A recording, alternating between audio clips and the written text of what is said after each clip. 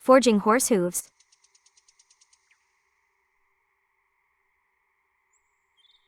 That I was doing an externship at. So I'm also a vet student, and I was up at this vet clinic doing an externship, and this horse came in for a lameness exam, and then they asked me to shoe the horse. So I'll show you some x-rays and explain why I decided to do what I did with the shoeing package that I put on him. Fortunately, I didn't get to be there for the lameness exam, but I'll kind of give you the quick story of what they did. So when they came in, they saw that he was lame, and then they put a little bit of local block, like maybe what you get at the dentist, put a little bit of lidocaine or carbocaine or something like that on a nerve, and did a PD block. And so that PD stands for palmar digital nerve. And so that nerve innervates the back half of the foot and the solar surface, the part that you could see me knifing out there a second ago. And once they blocked that nerve, he wasn't lame anymore, or he was less lame. So what that tells you is that his pain or his lameness is somewhere in the back of his foot or in the solar part of his foot. And so that could be an abscess, that could be the famous navicular disease. It could be a lot of different things. And so they took some x-rays, and I'll show you those right here. And some things you can see on the x-rays. The first thing that kind of stands out to me is just he just has a lot of toe out there in front of his foot. You can actually see me right here as I'm rasping, bringing that toe back into collection. And I'll show you one more thing I'm going to do to the shoe to help that out. And then also you can see on this other x-ray, he just kind of has thin soles, and I don't know if that's actually bothering him. Like we said, the block numbs that part of the foot, so that could be all it is. And so I'll show you what I do to address that. Or actually, how about this? I'll just tell you what I'm going to do so I can explain the next thing. I'm going to put a leather pad on him, so that's going to serve as two things. That's going to protect his sole a little bit if thin soles is what's bothering him. And also the leather pad is going to give a little cushion between the shoe and the foot for his heels, just in case, like we talked about, the block numbs his heels, and so his heels could be bothering him. So a little cushion between the shoe and his foot from the leather pad could help that out, and I'll show you that, like I said, here in a second. Okay, and finally, as part of the x-rays, they took pictures of his navicular bones, and you can see those x-rays right here. You can see the navicular bone, that arrow's pointing at it. And so what they're looking there is looking for navicular disease and see if there's lesions or injuries to those navicular bones. And the navicular bones checked out fine, which is always good. The other thing that they talked with the client about doing was doing a bursa injection, which is where you take a little bit of steroid. Okay, guys, so remember a second ago I talked about bringing the leading edge of the toe back, that on the x-rays it showed that the toe was too far out in front of the foot. So I'm putting like a little rocker into the toe. I already collected up the toe and brought it back, but you can only do that so much. And so the next mechanic that I'm going to put into the shoe, and I'm just preparing the foot for it, I'll show you what I do to the shoe here in a second, is I'm putting a rocker in it. And you can call that bringing the leading edge of the foot back. You can call it breakover, you can call it leverage, call it what you want. We just got to get some of that off there because I just put too much stress on other parts of the limb and foot.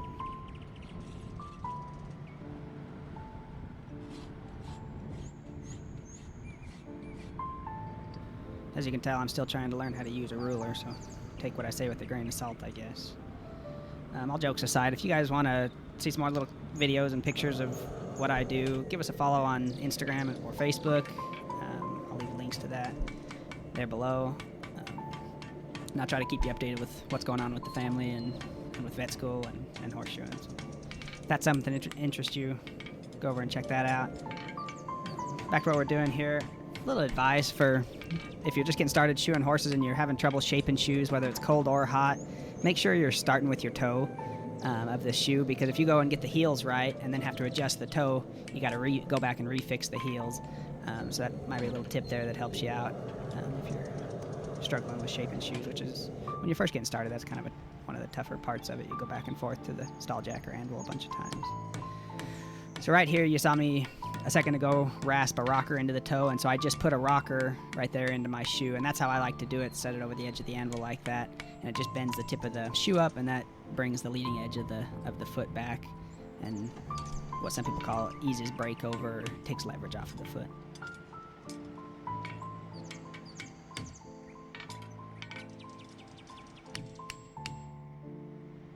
I think when you're doing a rocker toe, it's not 100% necessary, but I think it's good practice to then burn the shoe on to the foot, because what that's doing is you're making the angle of the shoe and the angle of your rocker toe match the foot 100%, because you're able to burn those two surfaces together, which makes a match.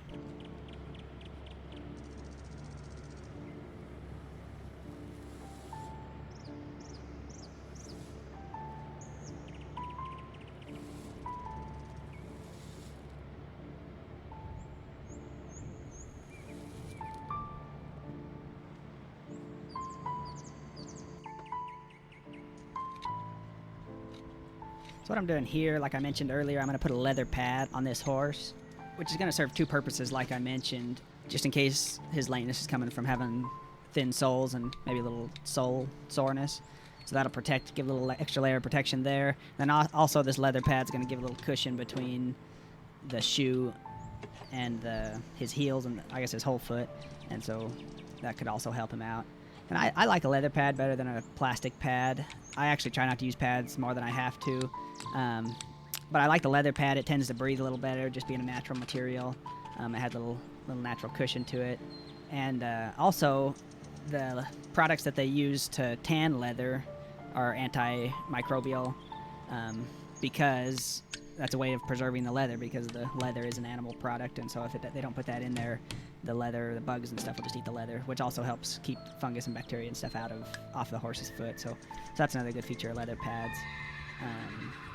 But the biggest reason I like those over plastic pads is they're just more breathable. They don't. Sometimes you'll take off a plastic pad and they just get a lot of grime and nasty stuff under the pad.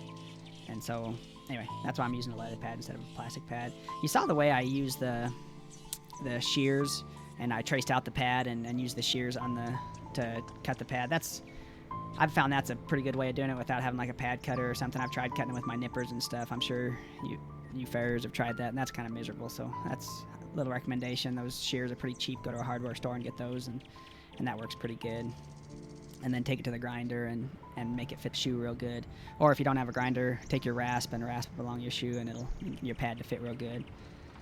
So you can see this stuff I'm putting in there. It's a type of sole pack. I actually used Rate Hoof Packing is the brand. I don't know that there's anything special about that, but it works pretty good. There's a lot of products out there that work equally as good. And something that I contemplated when I was putting shoes on this horse was you'll kind of see he's kind of got small frogs. Maybe he's had some problems with thrush in the past or something that's kind of caused his frogs to atrophy a little bit. He's got kind of contracted heels that really wrap in real tight, which can cause pain in horses' feet. And that sole pack that I'm using will help keep thrush out. But I digress. Back to, so something you can do to help out a hoof with weak frogs is put a dental impression material in there, and that'll help to engage the frog and help push out those heels, if you will. And that's definitely something that I probably could have done. The reason I decided not to, it's just a little scary if you have a horse that has heel pain and then you go put dental impression in there that puts a little bit of pressure on the frog and engages the frog. You could be causing pain from putting dental impression material in there, so it's just kind of a catch-22, and I decided not to do that and to just go with the sole pack. Something that I wish we would have been able to do, which would have kind of been fun, is to go back and take x-rays afterwards. Just take a lateral x-ray and see what that toe looks like, see where my rocker toe ended up. Kind of what I'm shooting for is if you draw a line down the dorsal aspect of the coffin bone for that rocker toe, that leading edge of the foot to be in line with that. Unfortunately, we didn't get to do that. Maybe someday when I'm a vet I'll be able to play around like that, but here's a little side view. You can see how that rocker toe takes leverage off the front of the foot as that horse steps.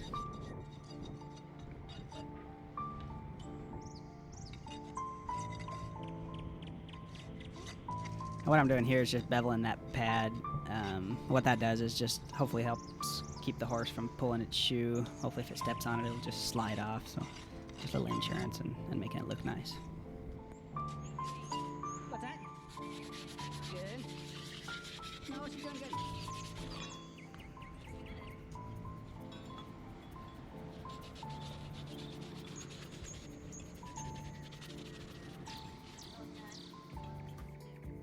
Okay, folks, that's all we got for you this time. Here's some pictures of how things turned out.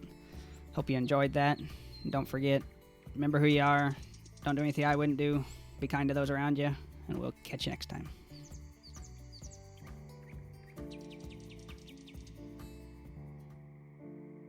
Like it? Forging Horse Hooves. Don't forget to subscribe.